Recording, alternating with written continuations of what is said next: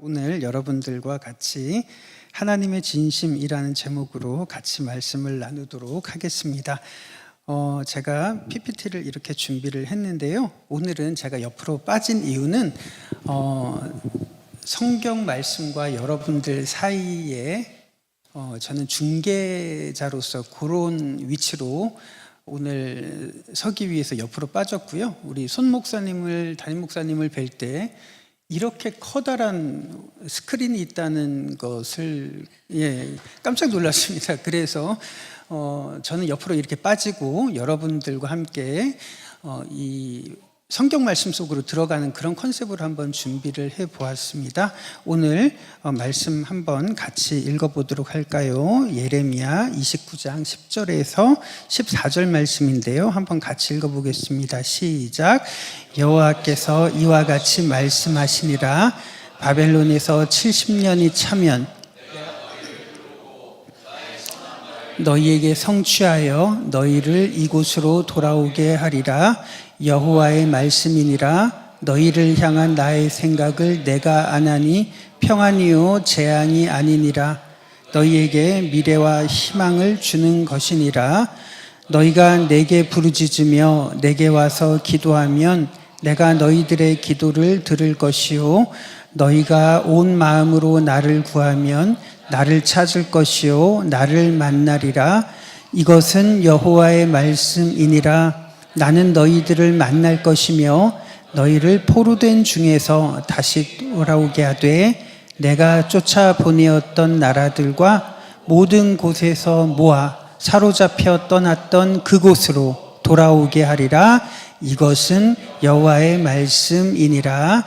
아멘. 네, 오늘은 지금 저희들은 문자로 이렇게 예레미야를 보지만 시간이 지난 이후에 이 말씀을 실제적으로 역사의 흐름 속에서 깨달았던 그 느낌으로 오늘 여러분들에게 소개할 수 있기를 진심으로 기대합니다. 오늘은 하나님의 진심 이라는 제목으로 아까 말씀을 해주셨던 것처럼 다니엘이라고 하는 인물을 중심으로 한번 살펴보려고 합니다.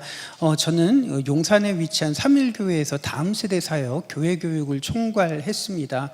그리고 최근에는 이렇게 맥체인 수업이라는 책을 쓰면서 많은 분들이 성경 말씀을 쉽게 읽을 수 있는 이런 책들을 썼습니다.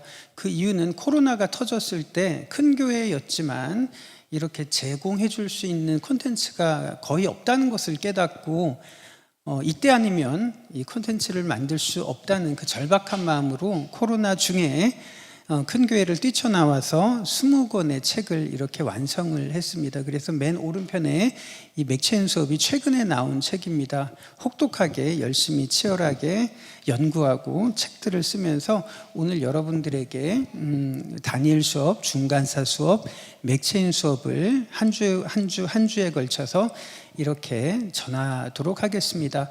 코로나 중에 여러 책들을 쓰면서 제가 한국교회에 기여할 수 있는 책이 3권이라고 생각을 했습니다. 하나는 모든 분들이 쉽게 성경을 읽을 수 있는 맥체인 수업, 그리고 오늘은 제가 목사이기도 하지만 대형박물관과 성경을 연결한 거의 유일한 저자이기 때문에 그런 입장에서 여러분들을 대형박물관 속으로 안내하고자 합니다. 오늘 성경의 흐름을, 이 대형박물관을 한번 투어하신다는 그 느낌으로 다니엘 수업을 우리들이 살펴볼 예정이고요. 다음 주에는 조금 생소하실 수가 있겠지만 말라기와 마태복음 사이에 이 500년의 기간 동안 어떤 일이 있었는지 이 부분도 역시 중간사 수업이라는 제목으로 함께 말씀을 전하도록 하겠습니다. 오늘은 하나님의 진심인데요. 하나님이 우리를 향한 진심, 하나님의 마음이 어떤 의미인지 한번 생각해 보고자 합니다. 여러분들께서 혹시 런던에 방문하시게 되면 대형박물관이라고 하는 곳이 있습니다. 한번 여러분들과 이곳을 저와 함께 가보시죠. 굉장히 큽니다. 너무너무 커서 어디로 가야 될지 헤매다가 결국에는 앞에서 인증샷만 찍고 돌아오는 우리 청년들이 굉장히 많습니다. 저와 함께 이 박물관 속으로 한번 들어가서 성경을 만져보고 느껴보고 냄새까지 맡아보는 그런 시간을 한번 가지고자 합니다. 네, 규모가 너무너무 커서 어디로 가야 될지 몰라서 이렇게 헤매는 경우가 굉장히 많습니다. 오늘 여러분들과 성경과 관련된 그런 포인트로 안내해 보도록 하겠습니다. 여기가 로비고요. 이렇게 들어가면 그레이트 홀로 이렇게 들어갑니다. 이게 홀이고요. 앞뒤 좌우로 다 이제 전시관이어서 굉장히 큰 규모를 자랑하고 있습니다. 그 중에서 메소포타미아 전시관으로 한번 여러분들을 안내해 볼 텐데요. 56관입니다. 이곳에서 들어가자마자 메소포타미아 전시관에 이런 전시물을 볼 수가 있습니다.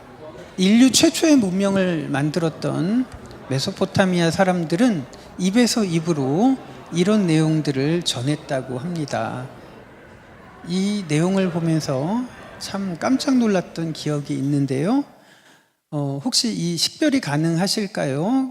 두 사람이 마주보고 앉아 있고 가운데 나무가 있습니다. 그리고 이 두 사람 뒤에는 뱀이 유혹하는 장면이 있습니다. 이 두 사람이 누구인지, 그리고 가운데 있는 나무가 복숭아 나무인지 미루나무인지는 우리들은 알 수 없습니다만, 인류 최초의 문명을 피웠던 사람들이 입에서 입으로 이런 내용을 전하는 흔적을 살펴보았습니다. 저는 기독교 대안학교에서 아이들을 가르치고 있어요. 아이들은 주일날 교회를 갔다가 이제 학교에 와서 저와 함께 이렇게 만나는데 다 교회를 다녀온 아이들이 대부분입니다.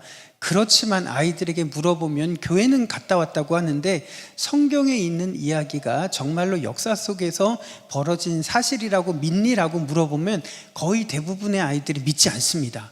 아담과 하와 이야기도 마치 그리스 신화처럼 이솝 이야기처럼 이런 식으로 교훈을 얻는 정도로 접근을 하지, 어느 특정한 시간, 특정한 공간에서 발생했다고 우리 아이들이 믿지 않습니다. 그런데 이런 내용들을 보면 정말로 성경 말씀을 증명할 수는 없지만 역사적으로 틀리지 않았다는 흔적들은 얼마든지 제시할 수 있습니다. 여리고 전시관을 가보면 이런 흔적들이 있는데요.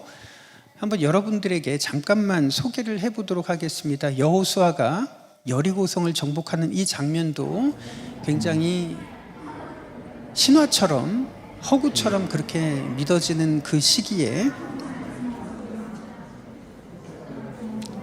여리고에서 출토된 전시물입니다.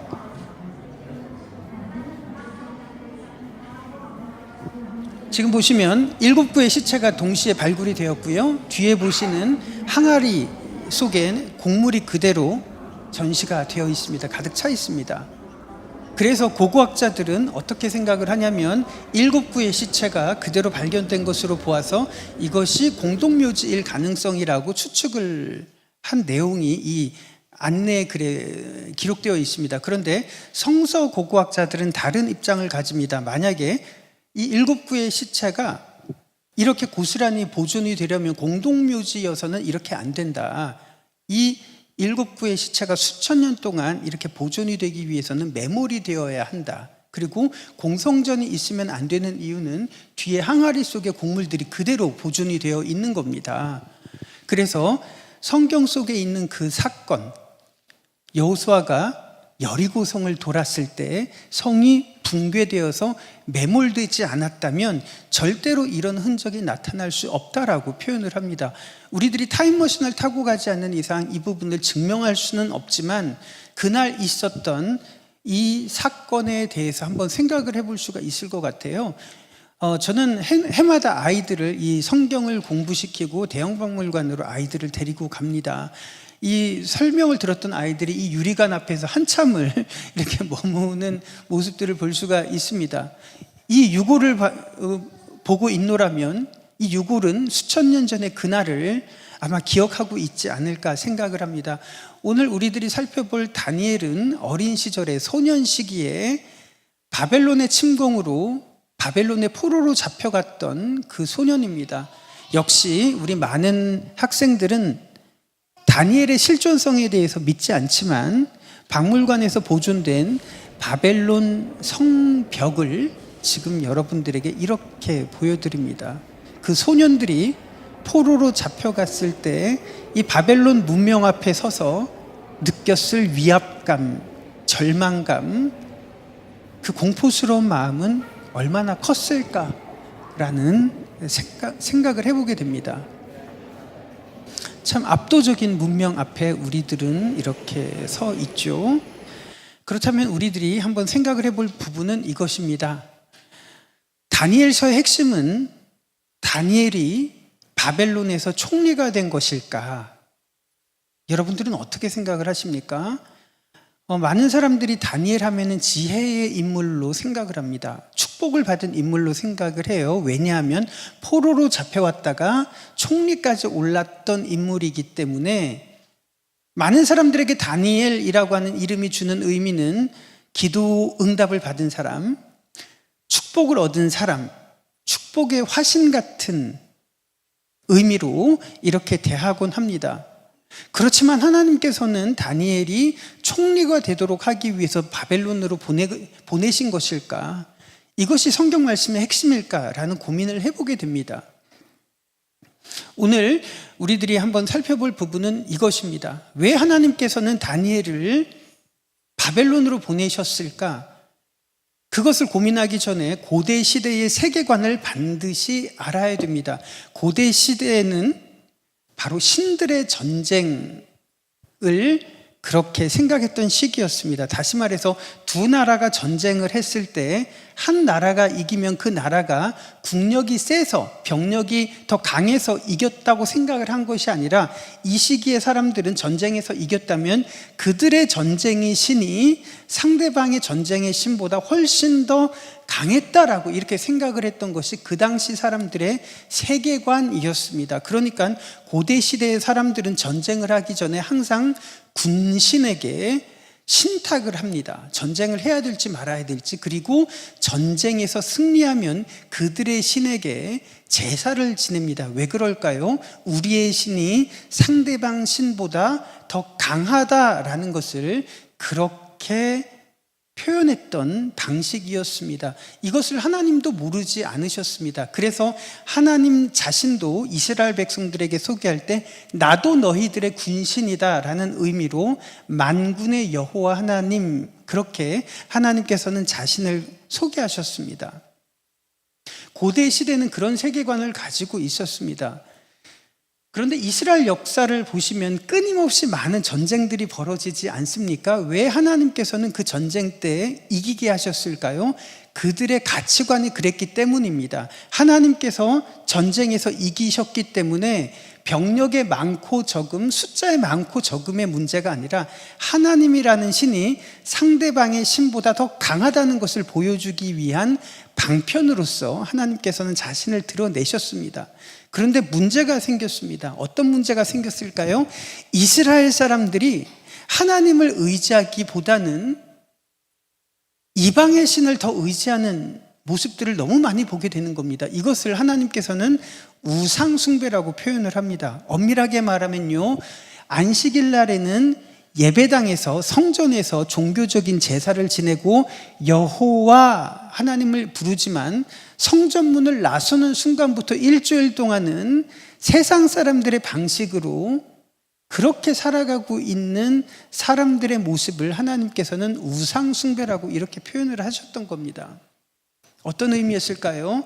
비록 안식일에는 성전에서 하나님의 이름을 부르면서 예배하지만 일상 속에서 나의 생사 여타를 주관하는 대상은 하나님이 아니라 바알이나 농경신이나 풍요의 신이나 우상신들이 나의 생사 여타를 주관하고 있다는 그런 가치관이 이스라엘 백성들 사이에 굉장히 강하게 물들었던 부분들을 우리들은 구약 성경에 보시면 굉장히 많이 볼 수 있습니다. 그러니까 이 우상 숭배를 두고 일어나는 갈등은 누가 진정한 하나님인가, 우리 마음속에 누가 진정한 하나님인가를 판가름 짓는 거대한 갈등의 충돌의 현장으로 우리들은 볼 수가 있는 겁니다.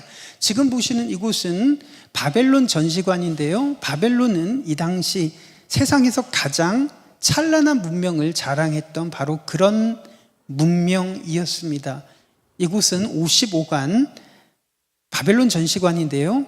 이곳에서 참 다양한 바벨론 문명을 볼 수가 있습니다.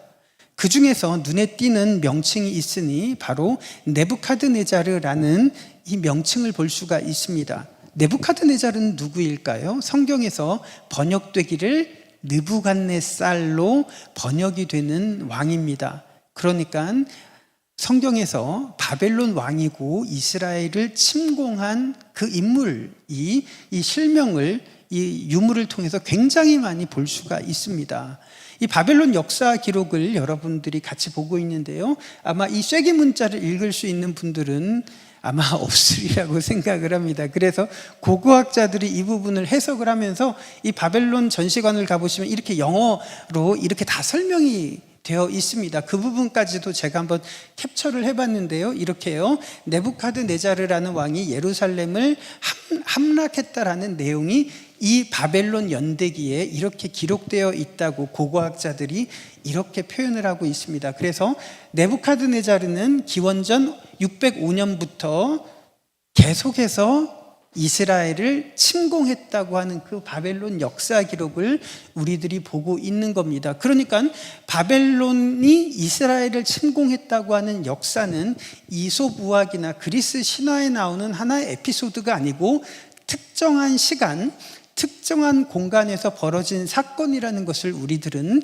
생각해 볼 수가 있을 겁니다. 그렇지만 구약의 역사가 굉장히 좀 복잡하기 때문에 제가 이해하기 쉽도록 도표로 한번 만들어 봤습니다.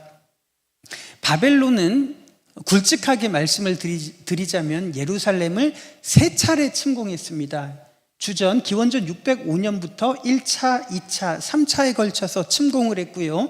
3차 침공을 했을 때 예루살렘 성전이 완전히 파괴가 되어서 다 바벨론으로 포로로 잡혀갔습니다. 그래서 1차 침공 때 다니엘이 포로로 잡혀갔고 2차 침공 때는 에스겔이 잡혀갔고 3차 침공 때 예루살렘이 멸망하는 그 현장에 예레미야 선지자가 그 비극의 현장을 살펴보고 있었습니다. 그런데 이것은 우발적인 사건이 아니라 오늘 읽었던 것과 같이 예레미야 선지자는 바벨론이 예루살렘을 침공할 것이라는 하나님의 예언을 끊임없이 전했습니다. 왜 그랬을까요? 이스라엘 백성들 마음속에 진짜 하나님, 진짜 우리의 생사 여타를 주관하는 신은 하나님이 아니라 우상들, 이방의 신들이라고 그렇게 믿었거든요. 그래서 예레미야는 하나님의 말씀을 이렇게 전하는데 바벨론의 침공을 통해서 그의 백성들을 리셋시킬 것을 하나님의 의도를 그렇게 전한 겁니다. 그래서 바벨론이 이렇게 침공을 하고 다니엘, 소년 다니엘이 요때 포로로 잡혀가게 되는 장면이 바로 이런 역사의 흐름을 통해서 바벨론의 포로로 잡혀가게 됩니다. 그래서 다니엘서 1장에 보시면 이렇습니다. 1절은 제가 읽고요. 2절은 한번 여러분들께서 읽어주시겠습니까? 유다왕 여호야김이 다스린 지 3년이 되는 해에 바벨론 왕 느부갓네살이 예루살렘에 이르러 성을 에워쌌더니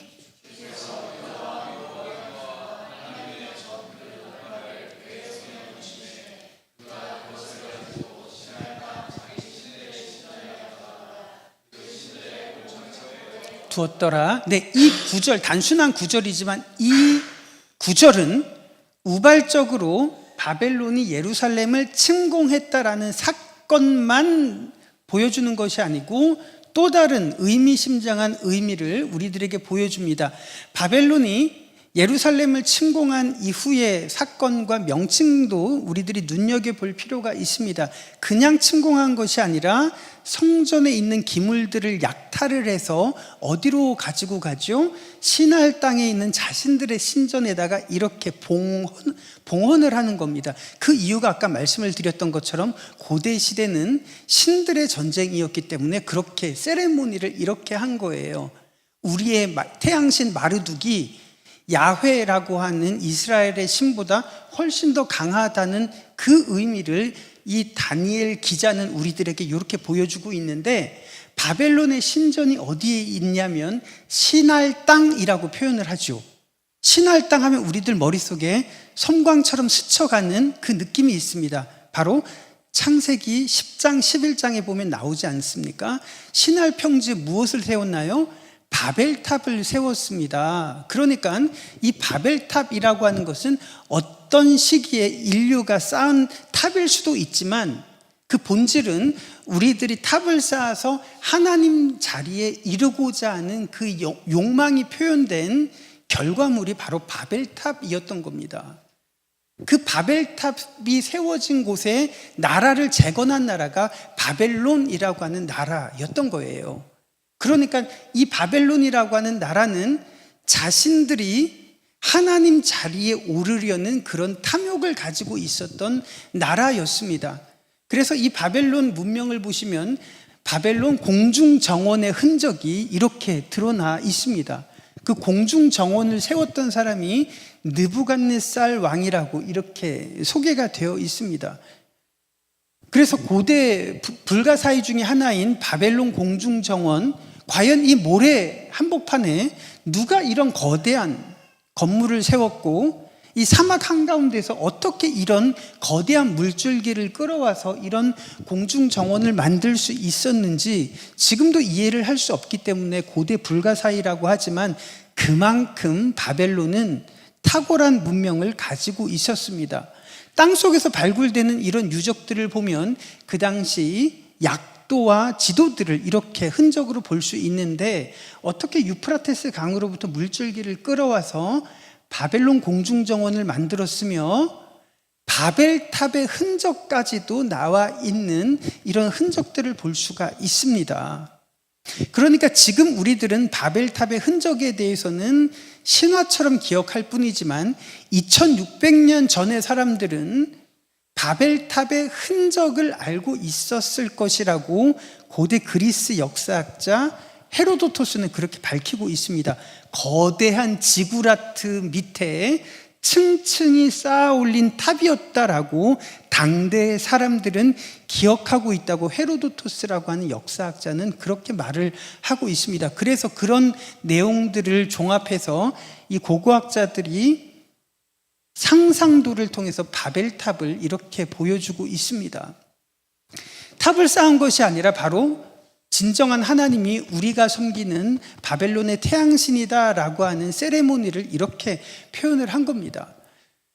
인터넷을 통해서 네부카드네자르라고 하는 인물을 쳐보면 이런 위키피디아로 연결이 됩니다. 네부카드네자르의 흔적이 이렇게 나와 있는데 조금 확대를 해보면 이렇습니다. 오른편에 느부갓네살이 서 있고요, 그 맞은편에 이런 거대한 탑이 있습니다. 실제로 느부갓네살이 살았을 때 이런 탑이 있었는지 없었는지는 알 수 없지만 느부갓네살은 최소한 바벨탑의 흔적은 알았을 것으로 이렇게 보이는 이유가 여기에 있습니다. 그러면 어떤 의미였을까요? 바벨론이 예루살렘을 침공하는 것은 우발적인 사건이 아니라 분명한 하나님의 의도가 있다는 것을 예레미야 선지자는 우리들에게 말을 하고 있습니다.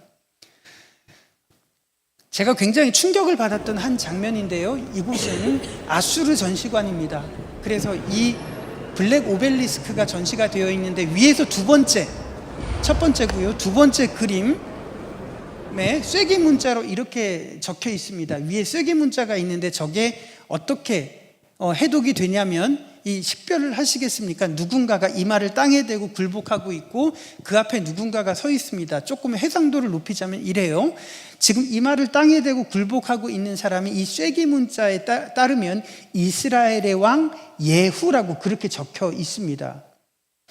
이스라엘의 왕, 하나님의 백성의 왕이 하나님을 섬기지 않고 아수르 왕 앞에 굴복하고 있는 이 굴욕적인 장면이 땅속에서 발굴된 블랙 오벨리스크에 이렇게 새겨져 있습니다.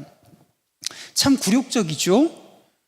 삼전도비에 보시면 이런 내용이 새겨져 있습니다. 불과 400년밖에 되지 않았는데 우리나라의 인조임금이 오랑캐 앞에 9번 땅에 이마를 대고 굴복하는 이 굴욕적인 역사가 바로 새겨져 있습니다. 불과 400년 전인데도 참 수치스럽고 속이 상합니다. 그런데 수천 년 전에 역사에서는 이런 흔적들을 볼 수가 있습니다. 그런데 이것은 단순히 외교적이거나 정치적인 굴복이 아니라는 것을 어떻게 알 수 있냐면 이렇게요. 이 위에 떠 있는 것이 무엇이냐면 그들의 신을 뜻하는 겁니다. 태양신, 달신, 별신, 그들의 신 앞에 굴복을 하는 겁니다. 이게 바로 우상 숭배의 핵심이었습니다. 그 이유가 무엇이냐면 우리들이 그냥 당신들 앞에 항복하겠습니다라는 뜻이 아니고 이제 당신들의 신을 최고의 신으로 섬기면서 그렇게 가치관을 가지고 그렇게 살겠습니다라는 그런 표시가 바로 성경에서는 우상 숭배로 하나님께서는 그렇게 규정을 하셨습니다. 이런 시기에 예레미야 선지자는 어떻게 바벨론의 침공을 통해서 그의 백성들을 새롭게 하실지 하나님의 음성을 전하고 있는 것이 바로 예레미야서입니다. 예레미야서 5장 30절 31절에 보시면 제가 한번 읽어보도록 하겠습니다. 이 땅에 무섭고 놀라운 일이 있도다. 선지자들은 거짓을 예언하며 제사장들은 자기 권력으로 다스리며 내 백성은 그것을 좋게 여기니 마지막에는 너희가 어찌하려느냐라고 이렇게 예레미야 선지자가 책망을 하고 있습니다. 가만히 보시면 선지자들 있죠? 제사장들 있습니다. 여전히 성전에서 하나님에게 예배하는 예배당 다 갖추어져 있지만 예레미야 선지자가 책망하는 부분이 무엇일까요? 안식일에는 이런 종교적인 형식을 취하지만 성전 문을 벗어나는 순간 그들의 진짜 하나님이 여호와 하나님이 아니라 이방신의 방식대로 살아가고 있는 그들의 현실을 예레미야는 이렇게 책망을 하고 있습니다. 어쩌면 이것은 우리들에게도 한번 던져볼 질문이라고 생각을 합니다. 이것은 제 자신에게도 해당되는 문제입니다. 이 예배당 안에서는 우리들은 하나님의 이름을 부르지만 저 문을 벗어나는 순간 우리의 삶을 진짜로 주관하는 그 존재는 누구일까라고 생각을 해보면 이것은 어쩌면 이들만의 문제가 아니라 우리들에게도 포함되는 문제라고 생각을 합니다.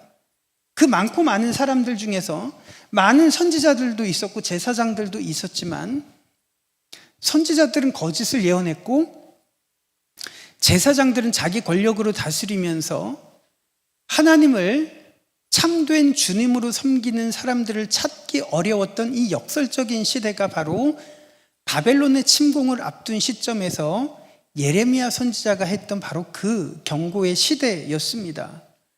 하나님께서는 그의 백성들을 새롭게 하기 위해서 바벨론이라고 하는 나라를 들어서 침공하게 하실 준비를 이렇게 서서히 하셨던 겁니다. 그런데 예레미야 선지자는 이렇게 표현을 합니다. 너희는 예루살렘 거리로 빨리 다니며 그 넓은 거리에서 찾아보고 알라. 너희가 만일 정의를 행하며 진리를 구하는 자를 한 사람이라도 찾으면 내가 이 성읍을 용서하리라.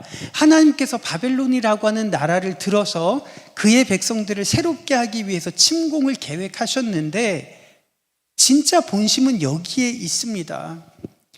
이 넓은 예루살렘 거리를 다니면서 한번 찾아봐라. 너희가 만일 정의를 행하고 진리를 구하는 사람 한 사람이라도 찾으면 내가 이 예루살렘 성을 용서하겠다라는 그 하나님의 말씀을 예레미야 선지자는 이렇게 전한 거예요. 그런데 문제가 있으니 진리를 구하고 정의를 행하는 사람 단 한 사람이 없어서 예루살렘 성이 무너졌다는 이 기가 막힌 비극 앞에 우리들은 참 많은 생각을 해보게 됩니다. 지금 많은 교회들이 이 대한민국에 서 있습니다. 그런데 과연 진리를 행하고 정의를 구하는 사람이 몇 명이나 될지 우리들이 한번 생각해 봐야 될 부분이 아닐까라고 생각을 합니다. 결국에는 그 한 사람이 없어서 바벨론은 침공을 했습니다.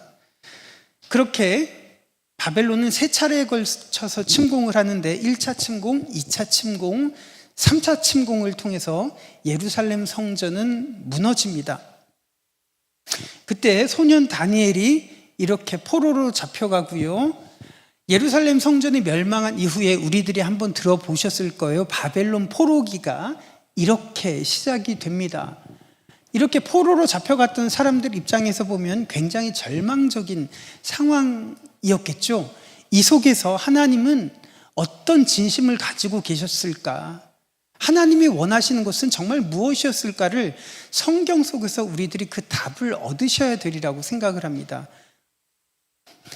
왜 하나님은 바벨론에 소년 다니엘이 잡혀가게 하셨을까요? 이렇게 나와 있습니다.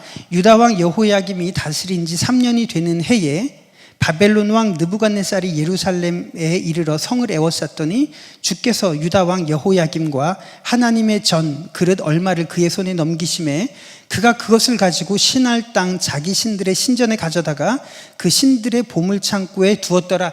여기까지 말한다면 세상 사람들의 눈에 진짜 최고의 신은 바벨론 신이라고 그렇게 생각을 했을 겁니다. 왜냐하면 그들의 가치관이 그랬기 때문에 그렇습니다. 그러니까 세상 사람들의 눈에 하나님도 야훼라는 하나님도 별 볼 일 없구나, 바벨론 신에게 굴복당했구나, 이렇게 생각했을 겁니다. 그 당시 이스라엘 사람들까지도요. 하나님께서는 이런 굴욕을 당하시면서도 무엇을 의도하고 있었을지를 우리들이 생각해 보는 것은 굉장히 중요합니다. 바벨론은 세계 문명을 정복했던 최강의 문명 국가였습니다. 바벨론의 천문학은 세계적인 수준이었습니다.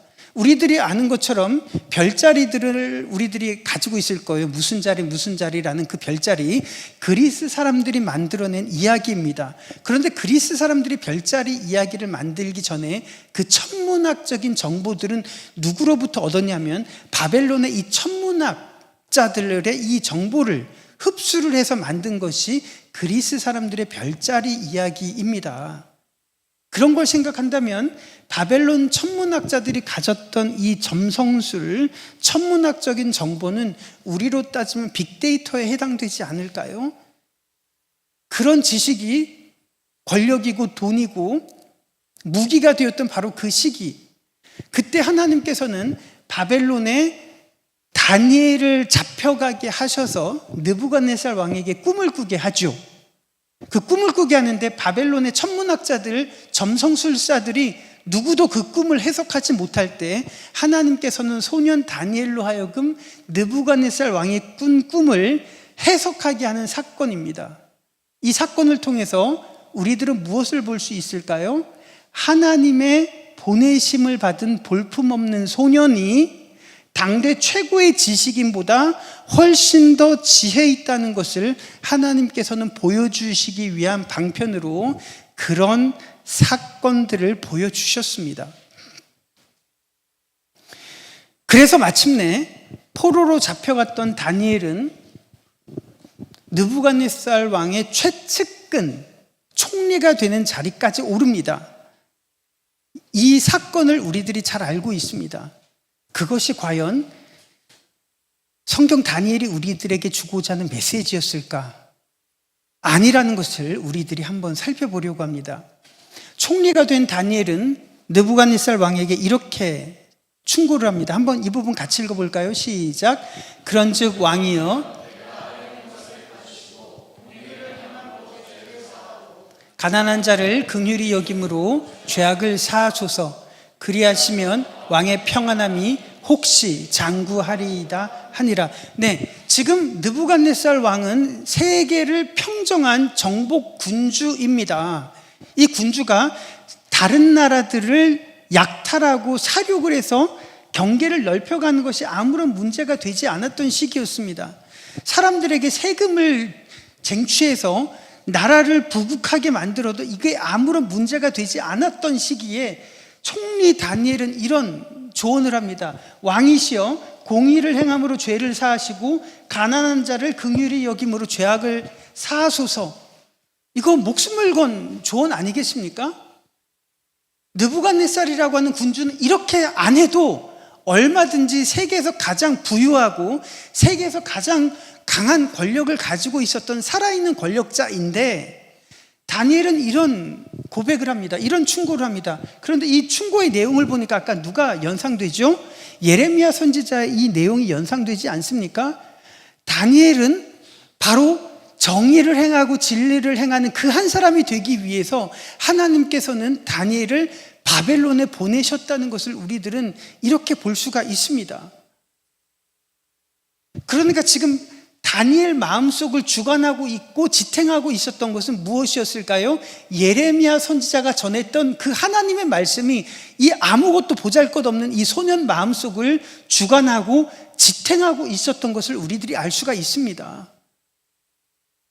그러면서 이 다니엘을 통해서 바벨론에 하나님이 어떤 일을 지금 하고 계시는지를 이것을 한번 살펴보신다면 하나님께서 다니엘을 왜 바벨론에 보내셨는가 하는 그 의미를 조금씩 더 알아갈 수 있으리라고 생각을 합니다. 이 충고를 받았던 느부갓네살은 그 충고를 듣지 않았습니다.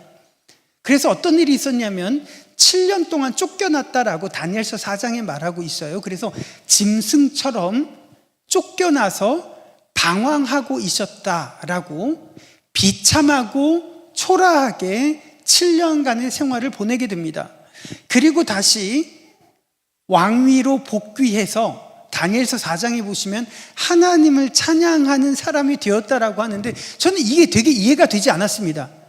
이 역사를 조사하기 전까지 이게 이해가 되지 않았습니다. 아니, 어떻게 바벨론의 왕인 그 느부갓네살이 하나님을 찬양할 수가 있지? 저는 이 진위에 대해서 의심을 가졌습니다. 그런데 고고학적인 자료들을 찾아보면서 이런 흔적을 찾게 됩니다. 이것은 지금 다 바벨론의 사관이 기록한 바벨론 역사 기록인데, 이 내용을 보시면 비참하고 초라한 사람이 슬퍼함이 있었다라는 기록이 여기에 적혀 있습니다.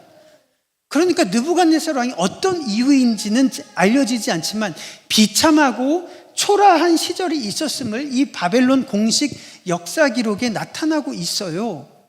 그리고 이것을 보시면 굉장히 충격적입니다. 아무리 용비어 청가라도 그렇지 이런 수식어를 달기는 쉽지 않을 겁니다.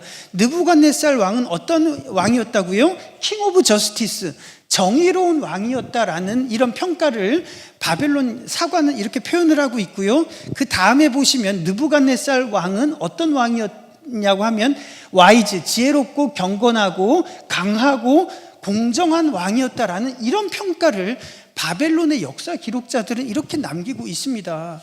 이건 과연 우발적인 것이었을까? 이건 용비어천가 같은 그런 의미였을까라고 저는 생각이 들지 않습니다. 어떻게 경건하고 공정하다는 이런 표현을 할 수 있을까?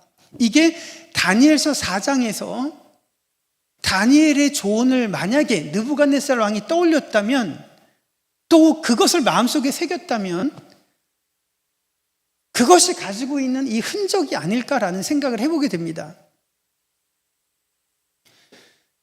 이것을 우리들이 해독을 할 수는 없을 겁니다. 이게 도대체 무슨 글자인지 우리들은 알 수 없지만 고고학자들이 해석한 내용에 따르면 이렇게 제가 캡처를 해봤습니다. 원갓, 유일신의 흔적이 발견이 되는데, 여기에 바벨론의 유일신 흔적이 나타나는데, 그 이유가 무엇 때문이었냐면 아마 바벨론의 포로로 유입된 이스라엘 유대인들의 영향 때문이었을 것으로 이렇게 추측한다는 이 고고학적인 유물이 있습니다.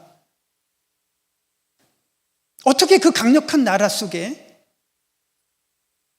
보잘것없는 포로들, 어떻게 유일신의 흔적이 이렇게 나타날 수 있을까라는 생각을 해보게 됩니다.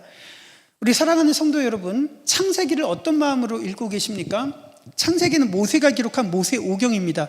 그런데 이 창세기를 가슴 깊이 느꼈을 시기가 바로 이 시기였다는 것을 알고 계십니까?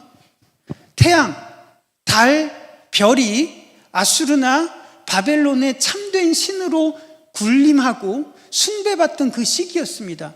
바벨론의 마르둑은 태양신이었습니다. 태양은 신이었고 사람들은 그 신들을 숭배하기 위한 노예에 불과했던 바로 그 시기에 창세기를 펴보니까 기가 막히거든요. 하늘의 태양과 달과 별들은 신이 아니라 하나님이 창조하신 피조물에 불과하고, 우리들은 하나님의 형상을 통해서 지음받은 그러한 피조물이라는 것을 이때 깨닫게 되는 겁니다. 지금 인공지능 시대에 우리들이 살아가고 있습니다. 인공지능이 지향하는 것이 무엇일까요? 그것이 어쩌면 우리 젊은이들 마음속에, 사람들 마음속에 내가 진짜 참된 신이다라는 것을 표현하는 무언의 표현 아니겠습니까? 우리 젊은 학생들하고 이야기를 하다 보면 진짜 궁금한 거 있을 때, 진짜 고민이 될 때 기도하지 않습니다. AI에게 물어봐요. 내가 무엇을 하지? 내가 앞으로 어떻게 하지? 기도하는 아이들 본 적이 없습니다. 인공지능에게 다 물어봅니다. 이것은 아이들의만의 문제가 아니고 저 같은 목회자들도 비슷하게 그렇게 지금 영향을 받고 있다는 게 굉장히 심각한 문제입니다. AI는 한 번도 자신을 하나님이라고 이야기하지 않지만 어느샌가 우리 마음속에, 그리고 인간들 속에서 하나님으로서 그 위치를 공고하게 다져나가고 있는 이 시기를 우리들이 살아가고 있습니다. 누가 진짜 신일까요? 이런 시기에 하나님이라고 하면 참 어리석어 보이는 그런 시기를 우리들은 살아가고 있습니다. 결국에는 영원할 것 같았던 다니엘, 그 바벨론은 벨사살 왕을 끝으로 페르시아에게 무너집니다. 다니엘서 5장에 보시면 벨사살 왕이 잔치를 베풀다가, 연회를 베풀다가 벽에 이상한 글자를 씁니다. 그 내용을 봤더니 메네메네 데겔 우바르 신, 하나님께서 너희들을 다 지켜보고 계시고 하나님이 심판하실 것이라는 그 놀라운 글자를 이 사람들이 보게 됩니다. 그리고 그 다음날 페르시아의 고레스, 영어로는 키루스라고 하는 왕이 바벨론을 무너뜨리고 페르시아라는 나라를 세우게 되는 것이 기원전 539년입니다. 역사를 정리해보면 이렇습니다. 바벨론의 침공이 이렇게 있었고, 바벨론의 포로 생활이 이렇게 있었고, 기원전 539년에 바벨론이 무너지는데 이때 페르시아의 고레스라고 하는 왕이 칙령을 내려요. 바벨론의 포로로 잡혀 있었던 민족들 다 본국으로 돌아가서 니네들이 섬기던 그 종교를 재건하라라고 성전을 세우라고 합니다. 이것은 역사상 최초의 관용 정책의 흔적을 보게 되는 겁니다. 그 이유는 다양한 민족들의 다양성을 존중하면서 나라를 부강하게 하기 위한 그런 조치로 고레스라고 하는 왕은 칙령을 내리게 되는 겁니다. 그런데 가만히 보시면 이래요. 1차 침공 때 다니엘이 포로로 잡혀왔습니다. 그리고 시간이 흐르면서 바벨론 시대가 끝나고 페르시아 시대가 이렇게 시작이 되면서 페르시아의 왕 고레스가 칙령을 내립니다. 본국으로 돌아가라라고 이야기를 해요. 그러면 1차 때 잡혀왔던 사람들의 입장에서 봤을 때 이 페르시아의 고레스가 칙령을 내리는 이 사건을 본다면 무엇이 떠오를까요? 라고 생각을 해본다면 이것이 오늘 여러분들하고 읽었던 바로 이 장면입니다. 주황색 글씨는 제가 읽을 테니까 흰색 글씨는 한번 여러분들께서 읽어주시면 감사하겠습니다. 여호와께서 이와 같이 말씀하시니라.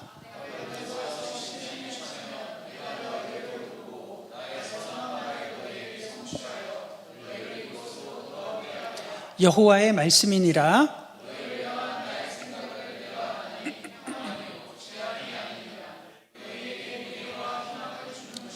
네, 이렇게 예레미야 선지자가 바벨론의 침공이 있기 전에 이렇게 예언을 합니다. 너희를 향한 나의 생각을 내가 안 하니 평안이요 재앙이 아니니라. 나라가 없어졌는데요. 그렇지만 하나님의 진심은 다른 데 있다는 것을 우리들에게 이렇게 보여주고 있습니다. 그런데 여기 보시면 제가 색깔을 표시했습니다. 바벨론에서 몇 년이 차면요? 70년이 차면 저는 역사를 이렇게 조사해 보면서 깜짝 놀랐습니다. 1차 침공 때 포로로 잡혀왔던 사람들의 입장에서 고레스 칙령이 일어나는 이 시기를 한번 보시면 이것이 우발적으로 일어나는 그런 기록이라고 생각이 되지 않았거든요.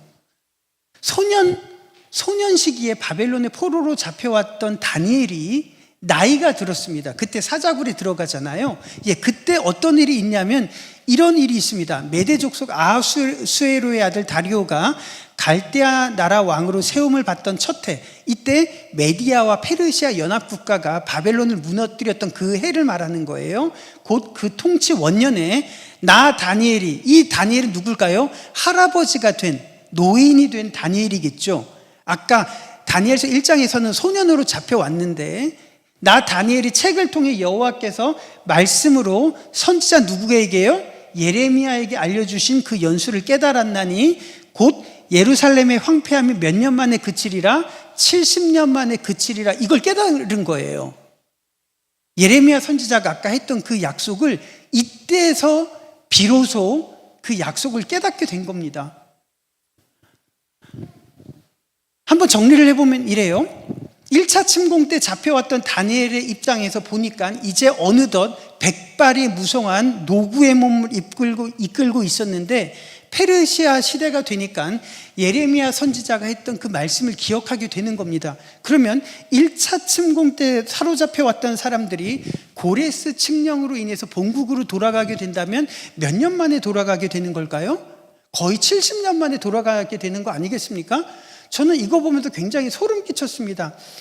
이거 위키피디아에 보면 키루스 원통 혹은 고레스 칙령이라고도 하는데 이렇게 나와 있습니다. 바벨론 유적에서 발견이 됐는데 그 내용을 보시면 이 키루스 실린더 고레스 칙령은 기원전 539년에 신바벨로니아 제국 페르시아가 바벨론을 무너뜨리고 이제 본국으로 돌아가도록 선언했던 문서라고 나옵니다. 539년에 바벨론을 무너뜨리고 포로들을 본국으로 돌아가도록 했던 그 문서가 고레스 칙령 혹은 키루스 원통입니다. 그 키루스 원통을 대형박물관에서 원본으로 보실 수가 있는데 한번 이 원본으로 한번 살펴보시죠.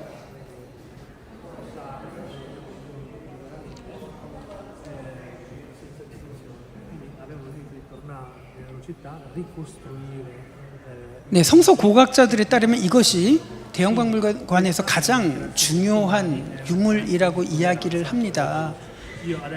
고레스 칙령, 고레스 원통을 구글에서 치시면 32행까지 된 원문을 다 보실 수가 있어요. 그 중에 20행에 보시면 포로로 잡혀와 있었던 포로들 본국으로 돌아가라라고 했던 내용이 있고요. 이게 에스라 1장 내용하고 똑같습니다. 그러니까 참 소름 끼치고 전율할 만한 내용이죠. 이래서 바벨론의 포로로 잡혀 있었던 유대인들이 스룹바벨과 함께 본국으로 돌아가는 이른바 포로 귀환기가 그렇게 시작이 되는 겁니다. 그렇게 돌아가서 학계 스가랴 선지자와 함께 두 번째 성전을 만들잖아요. 그것이 포로들이 귀환을 했던 상황입니다. 그런데 오늘 우리들이 살펴볼 부분 이것입니다.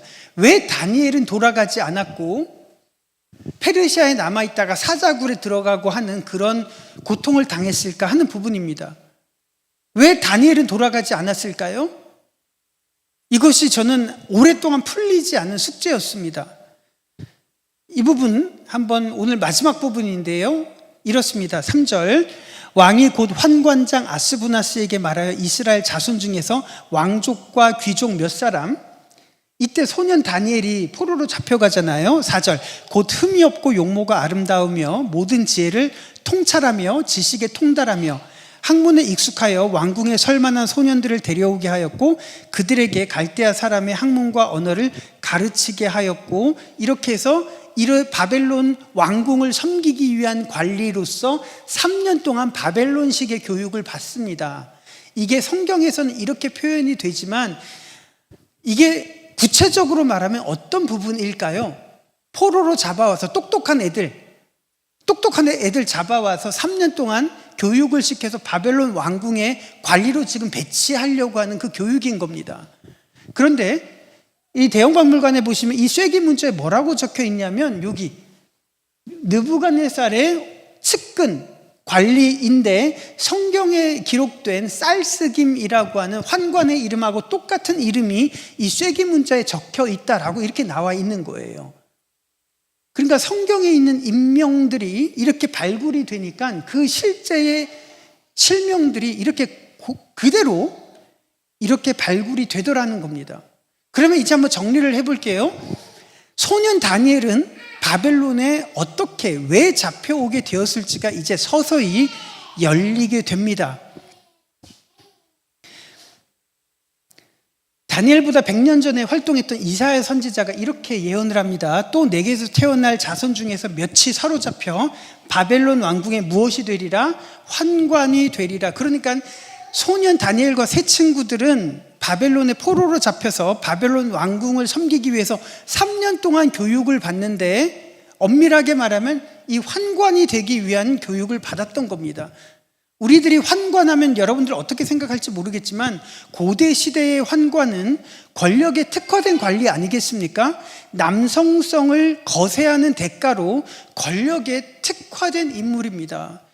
그러니까 진시황제 시대 때, 아니면 삼국지 시대 때 국정을 좌지우지했던 그 권력의 정점에 누가 있었냐면 환관들이 있었잖아요. 예, 그런 사람들이 바로 환관이었습니다.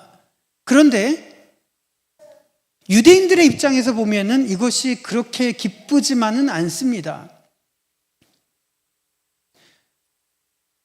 생식기가 이렇게 상하거나 잘린 사람들은 하나님의 거룩한 백성 속으로 들어올 수 없다는 율법이 있었기 때문에 그렇습니다.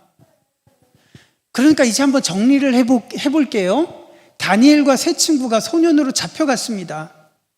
그리고 바벨론의 왕궁의 관리가 되기 위한 교육을 받은 거예요. 그런데 이 소년들 입장에서 봤을 때는 어떤 마음이었을까요? 이제 자신들은 절대로 하나님의 거룩한 백성 속으로 들어갈 수 없는 그런 신분이 되었다라는 이 절망감이 이 4명의 젊은이들 마음속에 가득하지 않았겠습니까? 하나님의 백성으로부터 영원히 단절이 되었다고 하는 이 선언, 얼마나 이 젊은이들에게는 충격적이었을까요? 이제 그러면 다니엘서, 그리고 하나님께서 다니엘을 왜 바벨론에 보내셨는지 그 의도가, 하나님의 진심이 서서히 드러나리라고 생각을 합니다. 이스라엘 입장에서 봤을 때는 부정하고 쓸모없고 영원히 하나님의 거룩한 백성 속에 들어올 수 없는 한 사람을 하나님께서는 선택하셨습니다. 그리고 바벨론에 보내셔서 바벨론이 어떤 천문학자들보다 더 지혜로운 사람으로 만드셨고요.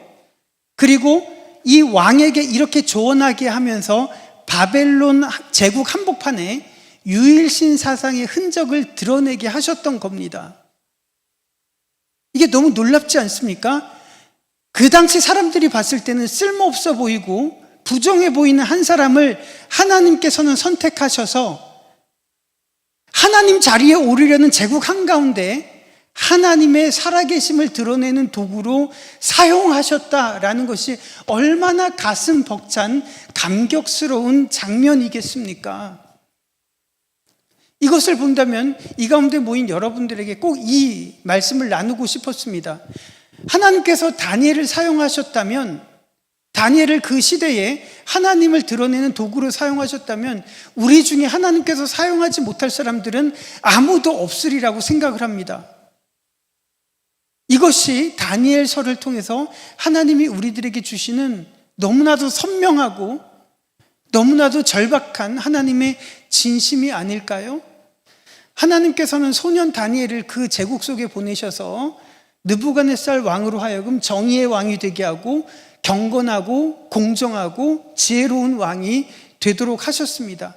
그리고 그 제국 속에 살아계신 하나님의 흔적을 드러내는 도구로 사용하셨습니다. 오늘 말씀을 정리하고자 합니다.